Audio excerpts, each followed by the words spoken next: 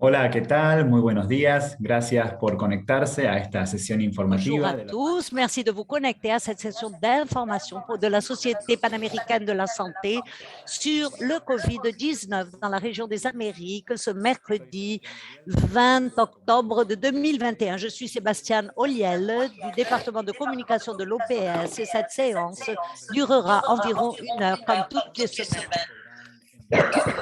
Nous avons reçu vos questions par courrier électronique et vous pouvez poser vos questions directement en cliquant sur le bouton Q et A. Nous vous demandons d'y apposer votre nom et, votre média. Nous avons l'interprétation simultanée vers l'anglais, le portugais et le français et vous pouvez choisir la langue que vous souhaitez entendre en cliquant sur le bouton interprétation. Aujourd'hui, la directrice de l'OPS, Madame Clarissa Etienne, vous parlera de la couverture de vaccination et sur la surveillance du virus qui cause le SARS-CoV-2 dans les Amériques.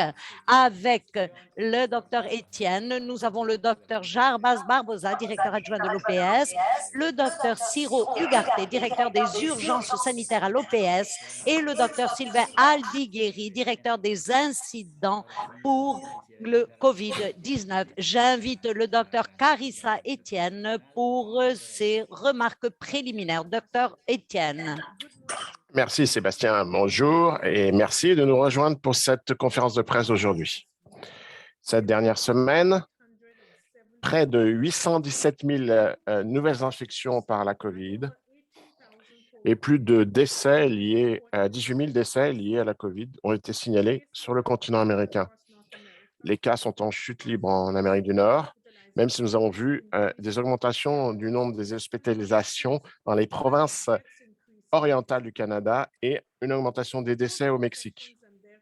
Les infections et les morts liées à la COVID ont baissé dans la plupart des pays d'Amérique centrale.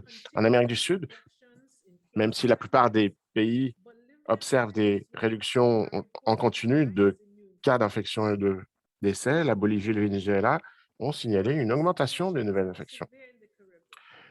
Toutefois, la situation est plus grave dans les Caraïbes. La République dominicaine et Barbados signalent des pics de 40% dans les nouvelles infections la semaine dernière. D'ailleurs, la moitié des infections cumulées de Barbados ont été signalées le mois dernier. Porto Rico, Trinidad et Tobago ainsi que la Martinique connaissent également une augmentation brutale des nouvelles infections. Et le nombre de cas est encore élevé à Saint-Martin, Saint-Kitts et Nevis, Anguilla et dans les îles Caïmans.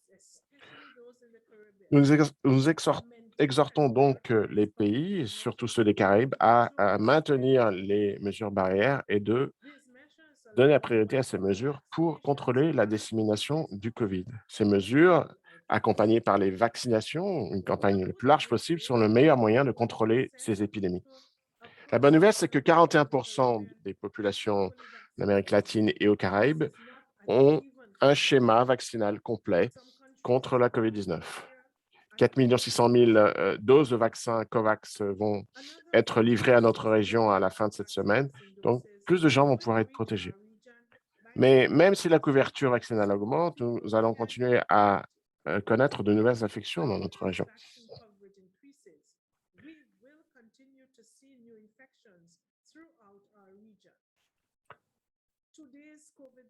Les vaccinations contre la COVID, les vaccins contre la COVID sont aujourd'hui très sûrs. Ils sont très efficaces pour éviter les formes sévères de la maladie et les décès et arrivent à stopper la plupart des infections. De même qu'autre d'autres vaccins, ceux contre la COVID-19 ont été conçus pour sauver des vies et nous protègent des symptômes les plus sérieux du virus. Et ils arrivent à atteindre cet objectif. Cependant, il nous faut continuer à dépister et à suivre les infections de près pour détecter et minimiser la transmission communautaire. C'est la raison pour laquelle aujourd'hui, je veux insister un petit peu sur les efforts dans le domaine de la surveillance dans notre région. La surveillance a toujours représenté nos yeux et nos oreilles pour orienter notre réponse contre la COVID depuis le premier cas, que le premier cas a été détecté dans notre région, et alors que nous avons traversé plusieurs pics de pandémie et que nous essayons de continuer de suivre les variants émergents. Alors que nous nous tournons vers le futur, la surveillance et la détection précoce sont des composants intégraux de contrôle de la musique et de la maladie. Ils vont continuer à être essentiels pour identifier de nouveaux risques et gérer cette nouvelle phase de la pandémie. Afin d'améliorer la surveillance épidémiologique de notre région, nos pays doivent agir localement et agir de façon plus intelligente et ensemble. Nous voyons bien combien les foyers locaux provoquent des tendances nationales aujourd'hui. C'est la raison pour laquelle les autorités sanitaires devraient avoir une image bien claire de ce qui se passe au niveau local pour pouvoir communiquer très rapidement autant sur les risques que sur les mesures sociales, mesures de santé publique qui doivent être prises pour réduire la transmission. En formant, en donnant le pouvoir aux institutions locales comme les laboratoires, les écoles de santé publique et les universités, afin de diagnostiquer de nouvelles infections localement, les responsables locaux peuvent détecter les risques de façon plus rapide et rester au contact des tendances émergentes. Augmenter la capacité de détection nationale signifie également qu'il y a suffisamment de sites de tests localement et que les praticiens savent quand, comment et quels tests COVID valent la peine pour participer à la surveillance épidémiologique. Pour agir de façon plus intelligente, les pays devraient également rechercher des moyens de développer les réseaux de surveillance existants.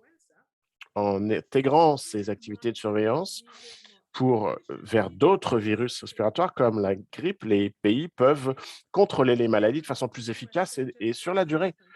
Aujourd'hui, avec le Centre nord-américain de prévention des maladies à Atlanta, l'OPS travaille à la mise en place d'un nouveau protocole multiplex fondé sur le PCR qui permettrait aux pays de détecter en même temps la COVID-19 et la grippe à partir du même échantillon.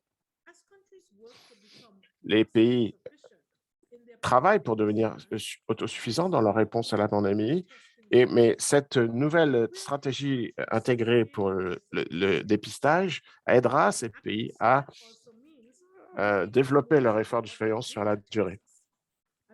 Agir de façon plus intelligente signifie également d'obtenir plus, d'exploiter mieux les données que nous recevons. C'est la raison pour laquelle l'OPS a développé un outil de modélisation qui suit les cas et les prévisions à des tendances à court terme. Cet outil de modélisation aide les pays à mesurer l'impact des différentes mesures de sécurité pour orienter leurs réponses. Aujourd'hui, des pays dans les Caraïbes, dont Antigua et Barbuda, Barbados, Dominica, la Grenade, Sainte-Lucie et Saint-Vincent et le Grenadines, partent de ces modèles, ces outils de modélisation pour gérer les épidémies qui surviennent. Et au fur et à mesure que cette pandémie continue à évoluer, nous encourageons les pays à recourir à cet outil pour concevoir leurs réponses et mettre en place les mesures de santé publique opportunes. Finalement, nous voulons voir nos pays continuer à collaborer pour améliorer notre surveillance régionale. Grâce aux efforts des pays du continent américain, notre région a construit un réseau de surveillance à la fois robuste et innovateur qui nous permet de garder un œil sur ce virus et sur l'émergence et la diffusion de variants de la COVID-19. Il faut partir de l'héritage de nos réseaux et laboratoires de surveillance de virus respiratoires sur la grippe. Et nous disposons d'un réseau robuste aujourd'hui de 45 laboratoires de santé publique nationaux et qui procèdent à des tests moléculaires contre la COVID dans toutes les Amériques. L'OPS soutient ce réseau en normatisant les protocoles de laboratoire, en organisant des séances de formation et en faisant des dons à plus de 21 millions de tests PCR et de près de 10 millions de tests de diagnostic rapide à nos pays dans toute la région des Amériques. Il nous faut continuer à investir et à étendre ce réseau régional. Cette plateforme nous aide à dépister les cas de la COVID et peut être adaptée pour identifier d'autres virus et des pathogènes émergents et peuvent servir d'épine dorsale pour la région pour nous préparer face à d'autres pandémies. En changeant de sujet, cette semaine représente nous fêtons les 30 ans du dernier cas de polio dans les Amériques. Et c'était un jeune qui s'appelait Luis Fermin Tenorio au Pérou qui est devenu le dernier volontaire pour lutter contre la polio. Et cette réalisation extraordinaire a été possible grâce aux efforts de vaccination de masse et le réseau de surveillance épidémiologique robuste qui est étayé par un fort réseau de laboratoires. Même si notre région n'a pas connu de cas de polio depuis 30 ans, tous nos États membres continuent à surveiller la situation sanitaire pour voir si la polio ne ressurgit pas et pour afin de nous maintenir tous en sécurité. Alors que nous allons fêter la journée mondiale contre la polio ce dimanche, nous nous rappelons que cette région peut obtenir des résultats quand elle travaille ensemble. Et si nous protégeons les plus vulnérables, nous garantissons la santé de tous. Merci. Vamos a pasar ahora a responder las preguntas que nos han enviado. Étienne, nous allons maintenant répondre aux questions que vous nous avez envoyées aussi bien par le courrier électronique que les questions que nous recevons à travers le Q&A. N'oubliez pas d'indiquer votre nom et votre média dans vos questions. La première question nous vient de Yvette Guzman Castillo, qui est rédactrice du Núcleo Comunes du journal El Comercio au Pérou et qui nous demande combien de vaccins via COVAX arriveront au Pérou en 2021. Seulement 2,5 millions sont arrivés au Pérou à ce jour, plus les 3,8 millions de doses de vaccin Pfizer annoncées la semaine dernière. Où d'autres arriveront-ils? Docteur Barbosa, merci pour cette question. Dans toutes les conférences de presse, nous avons parler des difficultés que nous avons. Le secrétariat de COVAX nous a communiqué les difficultés auxquelles ils font face parce que les producteurs priorisent les accords bilatéraux des pays parce que dans ces accords bilatéraux, les prix qu'ils peuvent appliquer aux vaccins sont plus élevés que les prix appliqués pour le mécanisme COVAX. Donc, une grande partie de la production a été vendue de cette manière. La production d'Inde, qui jusqu'à présent n'a pas d'autorisation d'exportation. C'est pour cela que le mécanisme COVAX a remis une quantité moindre que la quantité nécessaire à tous les pays. Au Pérou, comme vous l'avez dit, des 13 millions de vaccins que le Pérou a demandé pour l'acquisition à travers le mécanisme COVAX ne sont arrivés que 2,5 millions doses et maintenant ces 3,6 millions de Pfizer vont arriver et nous avons une prévision proche pour la livraison d'1,6 million de Sinopharm. Je pense que ce schéma va continuer. Le secrétariat de COVAX diffuse et dit qu'ils ont l'intention de remettre et de livrer 80% de ce que les pays ont demandé. C'est à cause de ces limites que l'OPS travaille pour élargir et augmenter les dons. Le Pérou a reçu des dons qui, par exemple, de l'Espagne, 100 000 doses sont déjà arrivées et nous travaillons pour que 500 000 doses puissent arriver le plus rapidement possible au Pérou. Également, l'OPS a proposé la possibilité au pays d'acquérir directement les vaccins à travers notre fonds renouvelable. C'est par conséquent une prévision en grande ligne. Nous sommes toujours en contact avec le secrétariat, le ministère de la Santé, parce que lorsque nous recevons des informations qui nous viennent du secrétariat de COVAX qui nous disent que les doses sont déjà allouées, nous passons aux questions légales de régulation et administratives pour que les doses soient livrées le plus rapidement possible. C'est très important de garantir l'accès équitable en Amérique latine et c'est certainement un des grands défis que nous avons à présent. Merci beaucoup, docteur. La question suivante nous vient de Teresita Moreno du Mexique et elle demande: j'aimerais savoir ce que les spécialistes pensent du fait que des événements de masse ont déjà commencé à être autorisés dans le pays, comme la prochaine parade, par exemple, du Jour des morts, qui devrait attirer plus d'un demi-million de personnes. Docteur Ugarte, s'il vous plaît. Sébastien, merci pour cette question. La situation épidémiologique au Mexique traverse le meilleur moment de la pandémie et la plus grande partie des États ont reçu un phare jaune ou vert, c'est-à-dire une transmission très basse. Nous insistons à l'OPS qu'il faut avancer dans la vaccination, surtout pour ceux qui ont des risques de décès ou de développer des maladies sévères. La situation au Mexique nous montre que les mesures de santé publique mises en place par le Mexique sont efficaces et c'est le moment de continuer, surtout pour des événements publics qui ont un grand sens pour la population, tels que par exemple la parade ou l'événement pour les morts, en mémoire des morts.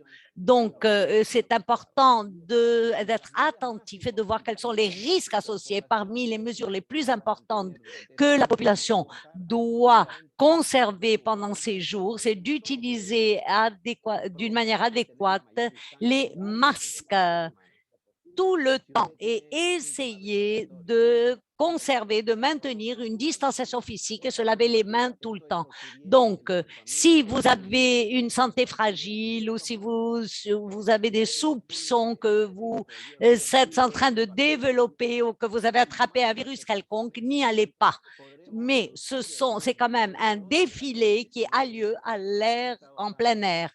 Mais vraiment, nous avons peur, bien évidemment, d'une retombée ou d'une nouvelle poussée. Donc, mettons en œuvre les mesures qui ont prouvé, qui ont des résultats positifs pour que ce soit un moment de réflexion, ce défilé, et que nous puissions réduire davantage la transmission du COVID-19. Merci.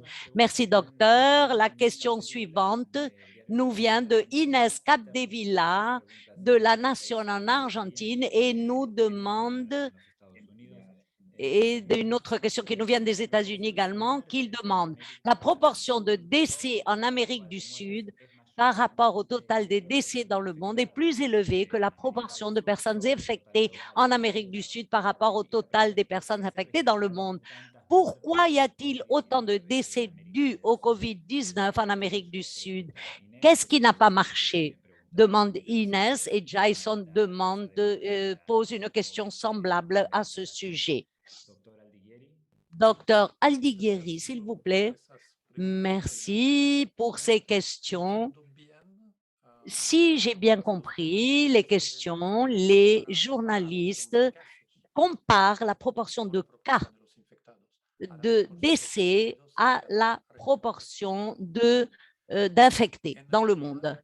En réalité, nous suivons le risque de décès, c'est-à-dire ceux qui sont tombés malades, et pour ceci, nous utilisons la raison de nombre de décédés et nous le comparons avec les cas confirmés, ce qui est défini comme la létalité. J'aimerais néanmoins insister sur les notifications, sur ce qui est rapporté. Nous savons qu'il peut y avoir des sous-notifications et ces sous-notifications peuvent varier parmi les régions du monde et également parmi les sous-régions des continents, Amérique du Sud versus Amérique centrale versus Amérique du Nord. Dans la région des Amériques, nous savons qu'il y a moins de décès dans cette région. Mais généralement, il y a une tendance à plus de létalité publiée dans les Amériques. Néanmoins, la mortalité tend à augmenter quand il y a un plus grand nombre de patients qui ont des impacts sur les services de santé et sur les hôpitaux, et les soins intensifs sont saturés rapidement. Mais finalement, nous savons qu'il y a eu plusieurs poussées et flambées dans notre région si nous le comparons à d'autres régions à bas revenus, et en même temps des services de santé qui ont moins de ressources que les pays à revenus élevés. Dans ces pays de hauts revenus, il y a eu également une incidence similaire. J'espère avoir répondu aux deux questions qui m'ont été posées par les deux journalistes. Merci, docteur. Sur le chat, Tanya Smith des Bahamas nous demande en anglais. Les responsables de santé aux Bahamas ont commencé à vacciner les citoyens ce printemps. Maintenant, la résistance au vaccin a été éloignée. Est-ce que maintenant, on pense à une troisième dose, docteur Barbosa? Merci pour cette question. C'est une bonne nouvelle, effectivement, que la résistance au vaccin est en réduction. Plus de gens aujourd'hui sont conscients des bénéfices de la vaccination. Nous disposons de nombreuses données issues de plein de pays dans le monde qui montrent que la probabilité de développer des formes sévères, d'être hospitalisé, de mourir de la COVID-19 est bien plus importante dans les gens qui ne sont pas vaccinés. Aux États-Unis, les dernières données publiées par le CDC montrent que le risque d'être hospitalisé pour cause de COVID-19 est 12 000 fois plus important chez les non-vaccinés comparé aux gens qui se sont fait vacciner. Donc, c'est une bonne nouvelle, sont très bonnes. La priorité, c'est de faire vacciner toutes les personnes les plus vulnérables avec un schéma vaccinal complet. Donc, il faut suivre les plans nationaux que chaque pays a mis en place, suivant la recommandation de l'OPS et de l'OMS. Il faut vacciner les travailleurs du domaine de la santé, les personnes qui ont une maladie chronique, pour obtenir non seulement la protection de ces groupes, mais atteindre un fort taux de couverture qui va permettre de contrôler la transmission. Pour ce qui est des troisièmes doses et le rappel, le groupe d'experts de l'OMS, SAGE, dans son abréviation en français, a issu une recommandation il y a quelques jours et nous la suivons. Cette recommandation est la suivante. D'abord, il faut que tout le monde se fasse vacciner. Donc, la priorité reste, elle, d'augmenter le taux de vaccination et l'accès à cette vaccination. Deuxièmement, les pays doivent adapter ces recommandations à leur réalité nationale et à l'accès dont ils disposent pour le vaccin. Troisièmement, il est devenu clair que pour les gens qui ont des maladies préexistantes qui pourraient réduire la capacité de leur système immunitaire de produire des anticorps, ces personnes immunodéprimées doivent recevoir une troisième dose. Ça fait partie des recommandations. Donc, ces gens peuvent peuvent être mieux protégés. Là, on parle de 2 à 3 % de la population, des gens qui sont séropositifs, des gens qui souffrent de maladies chroniques, qui doivent prendre des médicaments qui réduisent l'activité de leur système immunitaire et d'autres, entre autres problèmes de santé. Cela vaut pour tout vaccin qui a obtenu l'autorisation d'utilisation d'urgence de l'OMS, EUL en anglais. AstraZeneca, Sinopharm, Sinovac, Pfizer, Moderna et Johnson. Et pour finir, il existe une recommandation spécifique pour les vaccins qui sont sur la Sinopharm et Sinovac, sur les plateformes de virus inactivés. Pour ces vaccins, il y a des preuves scientifiques qui ont été publiées qui recommandent une troisième dose pour les gens qui ont plus de 60 ans. Donc, pour les gens, les personnes âgées ont besoin de recevoir cette dose de rappel, troisième dose de rappel, pour ceux qui ont été vaccinés par Sinovac et Sinopharm. Et il faut reprendre le même vaccin utilisé pour la première et la deuxième dose. Mais si un pays a plus d'autres types de vaccins disponibles, on peut recourir à d'autres vaccins. C'est maintenant très bien établi par la littérature scientifique que on peut procéder à des vaccinations combinées entre différents types de vaccins. C'est une méthode sûre qui peut être adaptée à la situation de chaque pays. Pour résumer, il est important de réduire la résistance au vaccin, augmentons la couverture vaccinale et adaptons ces recommandations à la réalité de chaque pays. Merci beaucoup. Gracias, doctor. Merci, docteur. La question suivante est liée à la grippe influenza en anglais. Avec l'arrivée de l'hiver dans l'hémisphère nord, quels sont les risques de grippe? Est-ce que la grippe va circuler? Est-ce qu'il faut se faire vacciner contre la grippe? Merci pour cette question. En Amérique du Nord, l'activité de la grippe est encore très basse d'une manière générale, mais il existe un risque que la grippe puisse revenir cet hiver et provoque des infections et des morts. Il faut nous rappeler que la grippe saisonnière se répand rapidement dans les zones très peuplées, y compris dans les écoles et les maisons de retraite. Il est donc très important que les gens se fassent vacciner contre la grippe cette année. Surtout, notre cible prioritaire sont les enfants, les travailleurs de la santé, les populations marginalisées et les personnes atteintes de maladies graves. Parce qu'il y a un risque de maladie sévère. Donc, ces personnes-là doivent absolument se faire vacciner. Les gens qui ne sont pas encore fait vacciner contre la COVID-19 devraient se faire vacciner contre la grippe en attendant leur tour pour se faire vacciner contre la COVID-19. L'OMS a dit que le vaccin de la grippe saisonnière inactivée peut être administré en même temps que le vaccin contre la COVID-19.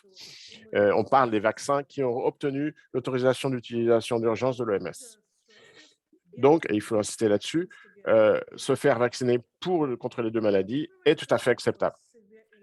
La grippe peut causer des formes de maladies sévères ou même provoquer la mort, surtout sur des gens à haut risque. Les hospitalisations et les décès ont lieu surtout chez ces groupes à haut risque. Dans le monde entier, l'épidémie annuelle de la grippe est estimée à peu près 3 à 5 millions de cas de formes sévères et à 280 000 à 650 000 morts respiratoires. Donc, ce sont des chiffres importants. Si on compare aux années précédentes, nos données sur la surveillance de la grippe devraient être interprétées en tenant compte de la pandémie en cours de la COVID-19.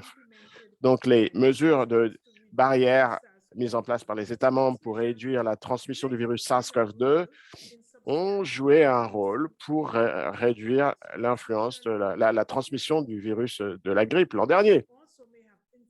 La pandémie a aussi sûrement influencé les comportements de santé, les recrutements et les routines des sites de surveillance de la grippe, ainsi que des capacités de test. Le fait que les gens n'ont pas été exposés au virus de la grippe parce qu'ils sont restés à la maison ou ont respecté les mesures barrières ou d'autres mesures sanitaires publiques pourrait signifier qu'ils ont des défenses moindres et cela peut les rendre plus susceptibles d'attraper la grippe. C'est la raison pour laquelle il est important de se faire vacciner contre la grippe cette année. Et le fait que ce vaccin peut être administré en même temps que celui de la COVID-19, c'est très pratique pour les gens qui doivent obtenir les deux vaccins, là où ils sont proposés conjointement, et cela réduit le nombre de fois où il faut se déplacer vers un centre de santé. Donc, nous encourageons chacun d'entre vous, surtout ceux qui sont dans des groupes à risque, de aller vous faire vacciner contre la grippe et vous pouvez l'obtenir, vous faire vacciner en même temps que contre la COVID-19. Merci, docteur Etienne. Les questions suivantes de Natalia Vittel du Mexique et également, parmi d'autres, nous demande sur le critère il s'interroge sur les critères appliqués par les États-Unis aux voyageurs et sur l'obligation d'être vaccinés avec certains vaccins. Quelle est l'opinion de l'OPS sur l'ouverture des frontières par les États-Unis de manière restrictive, c'est-à-dire que les personnes vaccinées avec Sputnik et CanSino ne peuvent pas entrer? Et également, Indira nous demande si ces mesures sont inéquitables, étant donné que plusieurs pays ont fait des demandes à partir d'autres laboratoires ou de doses provenant de laboratoires différents. Merci pour cette question. Beaucoup de pays autorisent des voyages.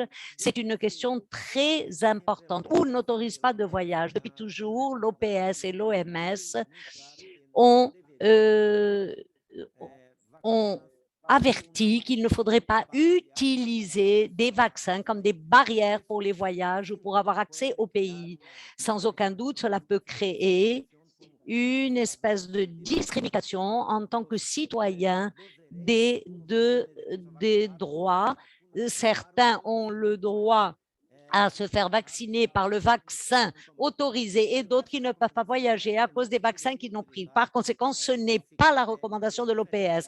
L'OPS et l'OMS disent qu'il ne faut pas faire de différence entre les vaccins pour le COVID-19. Mais c'est une décision souveraine que chaque pays prend et il est très important que les pays puissent arriver à des accords bilatéraux ou multilatéraux pour que puissent être acceptés tous les vaccins autorisés.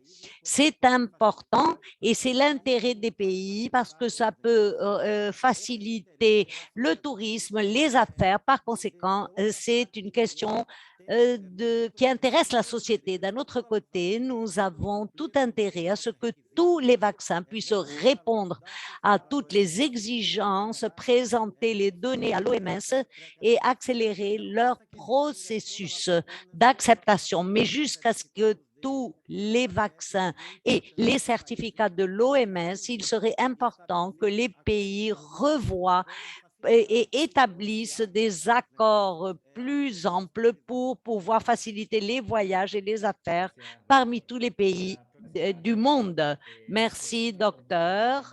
La question suivante nous vient de Kevin de Guardian à Trinidad et Tobago et de Milena Ochoa du Mexique. Une question en anglais. Evan demande, il y a des signalements dans les médias et dans les sites médicaux de R1, de A4, du Delta, et qu'est-ce que l'OPS sait de ces deux souches en termes d'origine, caractéristiques et la symptomatologie des personnes infectées? Est-ce que ça représente une menace, docteur Aldigueri? Merci. Donc, il y a deux questions dans cette question. Pour ce qui est du variant Delta, le variant préoccupant, la surveillance génomique a caractérisé plus de 30 sous-lignées très largement réparties à travers le monde qui portent des mutations, porteuses de mutations complémentaires. Toutes ces sous-lignées sont classées comme appartenant au variant Delta, y compris le AY4. Il n'y a aucune preuve jusqu'à présent de menaces additionnelles ou de mode de transmission ou de variations cliniques. Le AY4 a été détecté surtout en Europe. Cependant, dans d'autres régions, y compris celles des Amériques, il a été détecté chez moins de 15 personnes dans les séquences disponibles. Si on observe ces changements additionnels, ça peut aider les chercheurs à analyser le variant de façon plus fine, mais il n'y a aucune différence fonctionnelle ou biologique conséquente. Pour ce qui est de l'autre partie de la question, de la souche R1, elle est considérée comme un variant, mais pas un variant préoccupant, ni comme variant à suivre. Son origine exacte n'est pas encore tout à fait connue. Elle a d'abord été détectée au Japon en 2020 et depuis lors a été repérée dans un petit nombre de pays. Aux États-Unis, R1 a été détecté chez les infirmières ou des patients dans l'État du Kentucky en début avril 2021, mais aucune séquence additionnelle n'a été signalée depuis. Ce variant R1 représente moins de 0,5% des virus qui circulent dans le monde et il n'y a aucune preuve scientifique de menace additionnelle ou d'une augmentation de la force du virus. J'espère avoir répondu aux questions aux doutes du Merci, journaliste. docteur. Nous avons maintenant deux questions qui sont liées au retour présentiel aux écoles, les rentrées scolaires en Trinidad et Gerson Coyades du Comercio au Pérou. Qu'elle nous dit en anglais? Comment les écoles se comportent lors de la reprise des cours présentiels? Il y a des épidémies et alors que les écoliers, les professeurs et le personnel scolaire, et au Pérou, les milieux universitaires vont bientôt reprendre les cours en présentiel et ils demandent quelle est la recommandation de l'OPS pour la reprise dans ces espaces fermés. Docteur Hougart. Merci Sébastien, merci Kevin et merci aux journalistes péruviens pour ces questions importantes. Je répondrai en anglais. Pourquoi? Parce que il y a des études, surtout au Royaume-Uni, qui m'ont montré quel est le risque et quelles sont les mesures quand on met en place des mesures barrières et quel est leur impact sur le cours de la pandémie. Je dirais qu'il y a une corrélation forte qui a été prouvée au Royaume-Uni, dans les littératures au Royaume-Uni et autres, entre l'incidence des épidémies et l'importance des cas dans les écoles et qui provoquent des pandémies. Donc, d'où l'importance de contrôler la transmission communautaire pour protéger les ambiances scolaires et étudiantes. Donc, c'est un contexte très important. Les écoles font partie de la communauté éducative et si les communautés montrent une augmentation de la transmission, bien évidemment, cela va être transmis, ça va passer à l'école. Mais cependant, l'incidence que les écoles sont moteurs de la transmission dans les communautés, non, ça c'est, les preuves sont rares là-dessus et il y a eu des changements dans l'épidémiologie vu parce qu'il y a eu une émergence de nouveaux variants. Donc, ce n'est pas prouvé. Donc, depuis le début de la pandémie, les mesures de contrôle pharmaceutique, je veux dire parler le recours aux masques faciaux, à la distanciation sociale, ont joué un rôle central pour le contrôle de la dissémination de syndromes respiratoires graves causés par la SARS-CoV-2. Et les bons vaccins bien efficaces contre la SARS-CoV-2 permettent de contrôler les symptômes et les formes graves de la maladie et sont disponibles. Donc, même avec la vaccination et ces mesures barrières, quand on a assoupli ces restrictions avec des mesures non pharmacologiques de contrôle, par exemple en n'utilisant plus le masque ou en supprimant la mesure de l'obligation de respecter les distances dans les milieux étudiants et écoliers, cela a augmenté de façon importante les nouveaux cas et le taux de mortalité, même chez les personnes vaccinées.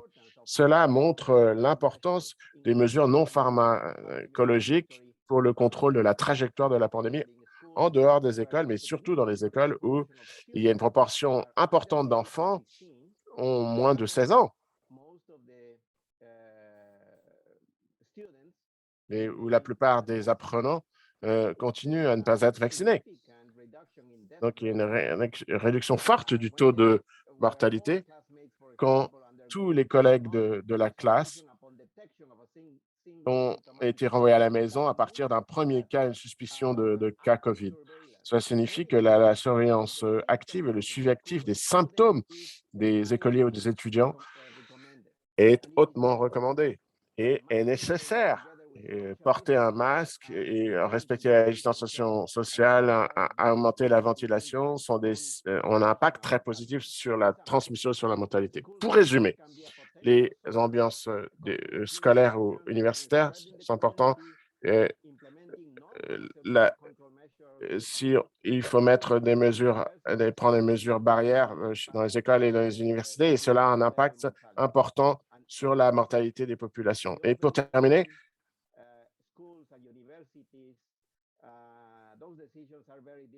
ces décisions de fermer ou de rouvrir les écoles et les universités sont très importantes. Il y a des conséquences épidémiologiques, ça concerne aussi le développement affectif, social et éducatif des enfants et des adolescents. Il y aura des questions difficiles à prendre sur le type de contrôle à mettre en place dans les établissements scolaires. Pendant ce temps-là, le niveau de vaccination n'est pas atteint le niveau que nous souhaiterions. Il faut continuer à utiliser des masques, à respecter la distanciation sociale et continuer à se laver les mains sont des mesures universelles qu'il faut continuer à mettre en place quand on rouvre les établissements scolaires et universitaires. Merci beaucoup. Merci, docteur. La question suivante nous vient de Royston Jones, de Witness aux Bahamas. Question de Royston Jones, de Eyewitness aux Bahamas. Alors que les nouvelles infections continuent à baisser, le nombre de décès continue à augmenter aux Bahamas. Est-ce que cette tendance est observée autre part dans la région des Amériques et à quoi peut-elle être attribuée? Dr. Etienne. Merci, Mr. Jones des Bahamas. Dans les Caraïbes, nous continuons à observer une tendance à la baisse générale. Il existe quand même des exceptions, par exemple la République dominicaine, Trinidad et Tobago et Porto Rico ont tous signalé des augmentations conséquentes de cas. Comme je l'ai dit plus tôt, Barbados connaît une grande augmentation de cas si on compare avec les semaines précédentes, et presque la moitié des îles, des cas de l'île depuis le début de la pandémie ont eu lieu au cours du dernier mois. Dans des îles plus petites, les cas sont toujours hauts, par exemple à Saint Kitts, Nevis, Anguilla, Saint-Martin et les îles Caïmans. Comme je l'ai dit auparavant, nous continuons à exhorter les pays des Caraïbes à maintenir ces mesures barrières pour contrôler la dissémination de la COVID et d'augmenter leurs efforts pour vacciner toutes les personnes éligibles contre la COVID-19. Ces mesures ainsi que la vaccination généralisée sont ceux dont ces pays ont besoin pour contrôler la pandémie.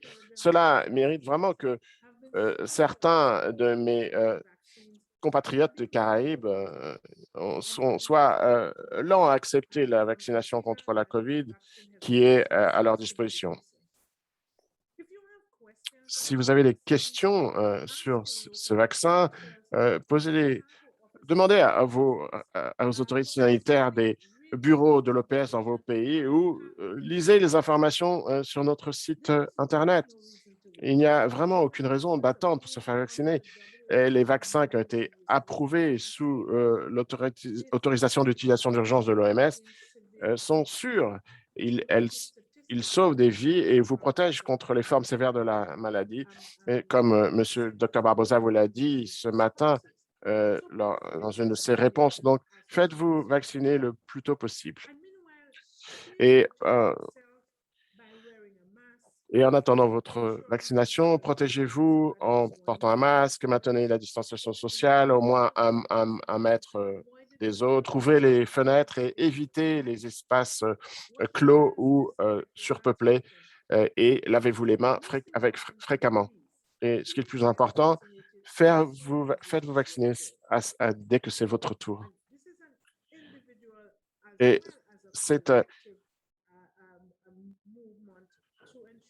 C'est une initiative à la fois collective et individuelle qui vont nous aider à réduire la transmission du vaccin de la COVID-19 dans la population. Merci, docteur Étienne. La question de Henry Cárdenas de la Prensa au Panama nous demande quel est le bilan du processus de vaccination au Panama. Et donc, nous n'avons pas encore atteint l'objectif et quelle pense OPS de la décision du Panama de donner du don de vaccins à d'autres pays. Merci pour cette question. Il est très important de dire que la couverture de vaccination augmente dans tous les pays de la région, y compris le Panama. C'est une bonne nouvelle et c'est très important de voir que le Panama est en train d'être solidaire. Cela ne veut pas dire que la pandémie a terminé au Panama, mais c'est un signe qui nous dit que le Panama s'engage auprès des pays voisins et essaie d'aider. Et cette collaboration est un des piliers de l'Organisation panaméricaine de la santé. Nous essayons par conséquent de soutenir le Panama et les pays qui vont recevoir les dons pour que tous les aspects légaux de réglementation et de logistique puissent bien se passer. Il est important de souligner en outre que nous n'avons pas encore, qu'il y a certains doutes concernant le plancher de vaccin ou le niveau de vaccin qu'il faut atteindre pour pouvoir contrôler la transmission. Par conséquent, il est important de continuer avec la vaccination et en même temps de conserver les mesures de santé publique, surtout dans des endroits fermés. L'utilisation de masques est toujours très important, conserver la distanciation physique, toutes ces mesures de santé publique sont importantes à respecter jusqu'à avoir le contrôle de la transmission. La couverture de la vaccination est le pilier le plus important pour pouvoir atteindre le contrôle de la transmission. Mais dans des villes où il y a encore des cas de décès, cela veut dire que la transmission au sein de la communauté continue. Donc, bien évidemment, les personnes sont plus protégées avec la vaccination, mais doivent continuer à appliquer toutes les mesures de protection. Dans d'autres pays, beaucoup de pays sont en train de partager les doses, comme le Panama. Non seulement les pays développés, mais les pays en voie de développement, non seulement de la région. Par conséquent, ce sont des gestes de solidarité très importants qui doivent continuer parce que la protection de chaque pays est liée également à la protection de tout le pays.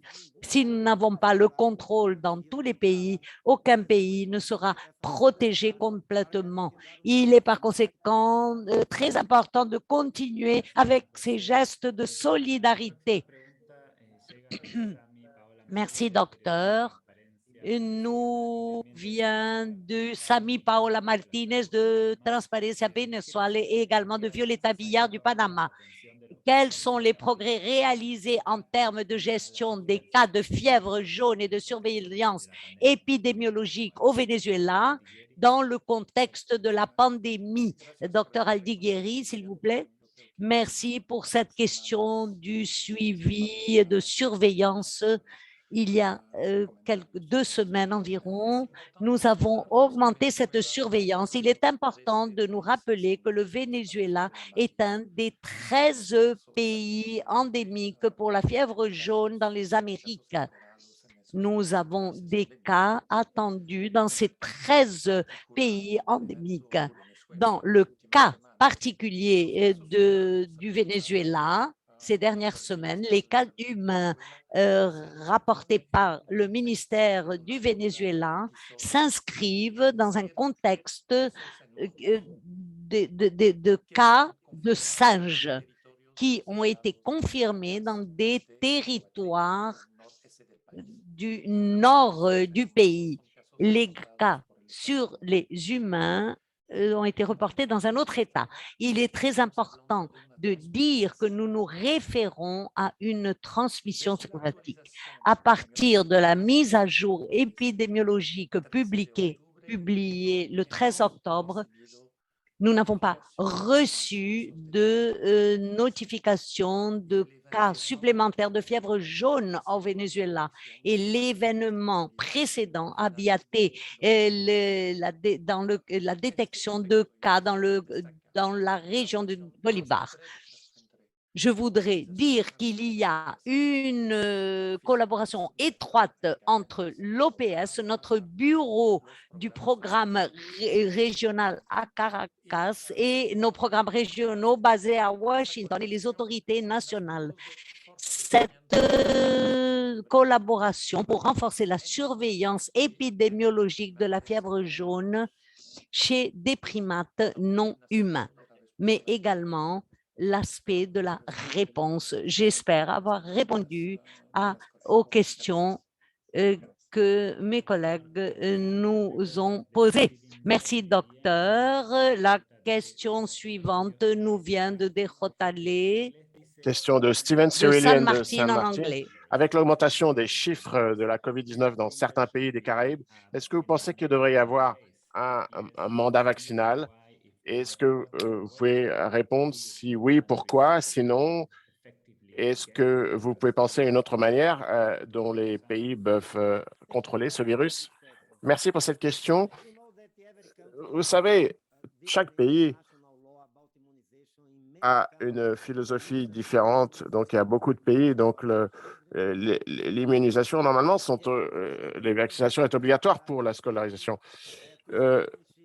Il y a des pays qui considèrent mettre en place des réglementations obligatoires sur la vaccination de la COVID-19. Beaucoup d'entreprises réfléchissent à la mise en place de cette réglementation. Nous comprenons cela parce qu'il s'agit d'une maladie mortelle.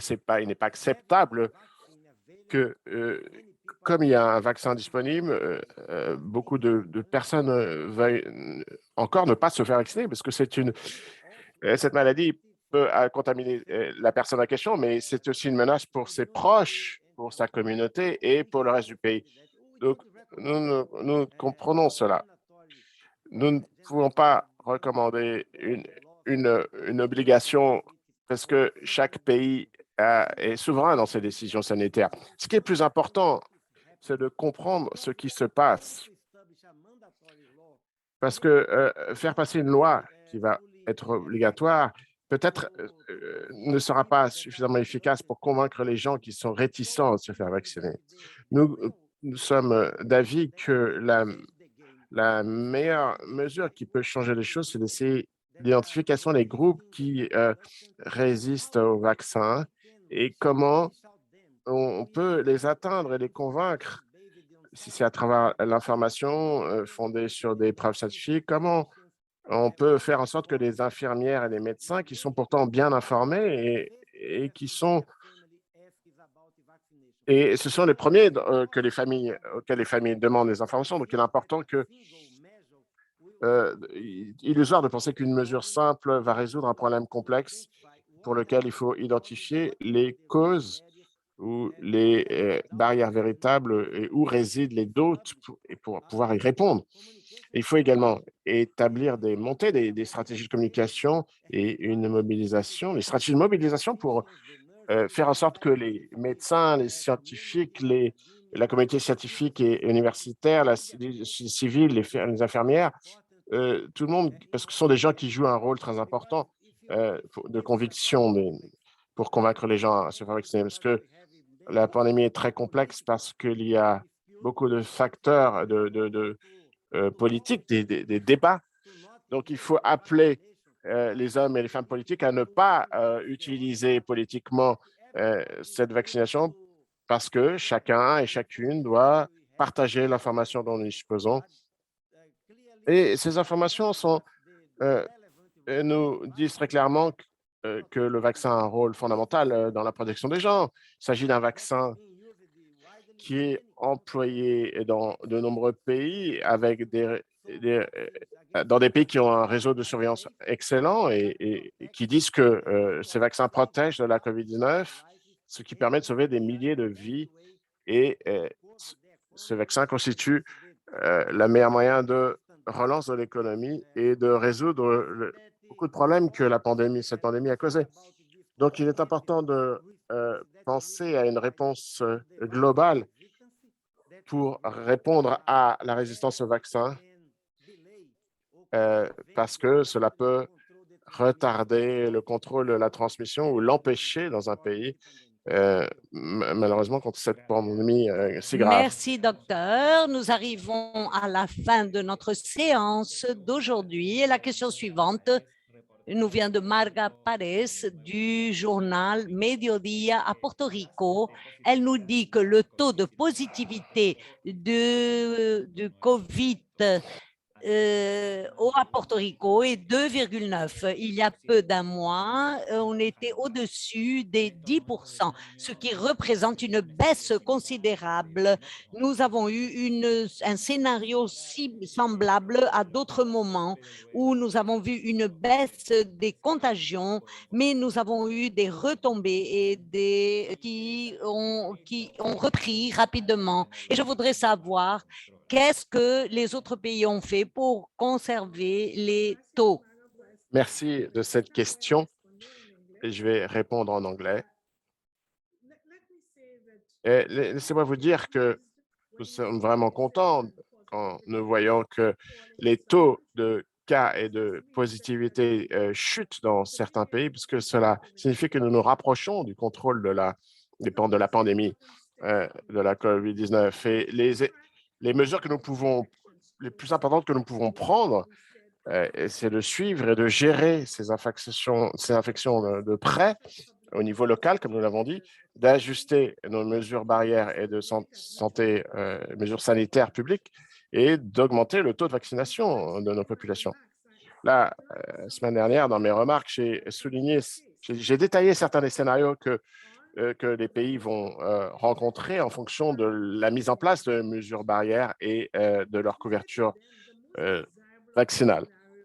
Le scénario le plus appréciable que nous avons observé, le scénario C, va permettre de voir un taux d'hospitalisation et de mort réduit grâce à la mise en place de mesures barrières et sanitaires cohérentes et une haute couverture vaccinale. Nous espérons que cela va avoir lieu dans de nombreuses zones.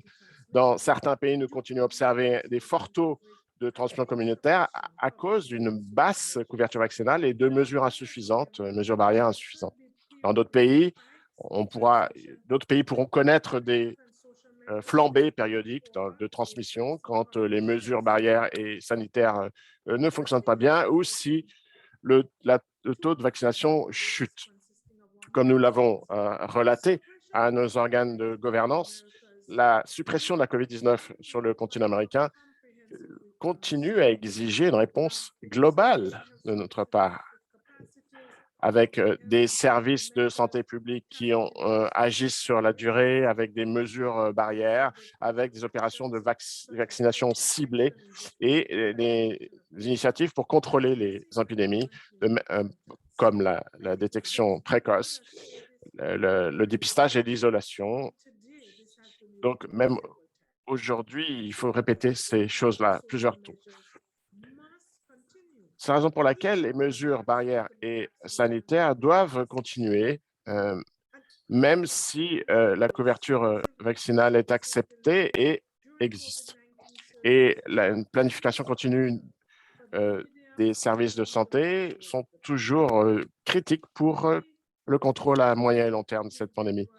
Donc, réponse collective et individuelle, et les autorités sanitaires doivent jouer aussi un rôle, comme nous l'avons dit plusieurs fois auparavant. Ce n'est qu'ensemble, chacun jouant son rôle, que nous arriverons à un moment où la COVID-19 sera sous contrôle dans notre région et au-delà. Merci beaucoup de nous avoir participé à cette conférence de presse de cette matinée. Je vous souhaite une bonne fin de journée, un bon reste de semaine. Merci beaucoup, Dr. Étienne. Maintenant, nous arrivons à la fin de notre séance d'aujourd'hui. Rappelez-vous que notre page web de PAHO, vous trouverez plus d'informations au sujet de la situation du virus et de la pandémie dans la région des Amériques. Merci beaucoup à vous de vous connecter et nous nous retrouverons la semaine prochaine. Merci.